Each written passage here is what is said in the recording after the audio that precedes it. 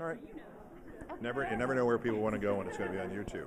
So how has new technology, how is it changing your everyday responsibilities as a journalist? I don't know how we got on the air with anything in 1999, let alone 1979 when I started. I marvel at this every day, the speed with which we can check something. Um, Thus, the responsibility for being accurate is.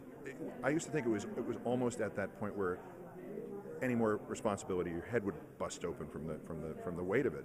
But now, if you make a mistake, fortunately it's television.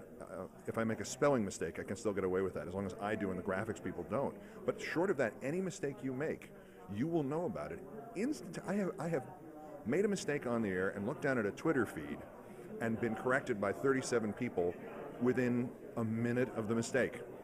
And the responsibility to thus double check and triple check and quadruple check everything first is unbelievable. And it really does focus you in with kind of laser light precision on trying to get everything supported by some fact somewhere. And that's the primary means of doing it. And it also changes the dynamic of what's news. If you sit there and think, well, I'm going to tell people things they don't know, which is essentially the premise of it down to the cavemen. Well, what does that mean now? The likelihood, I just assume at 8 o'clock every night, everybody who's watching already knows the basic facts of what I'm telling them. If I have something actually new to tell them, well, then we put red banners up and go, breaking news, you haven't heard this before, or whatever.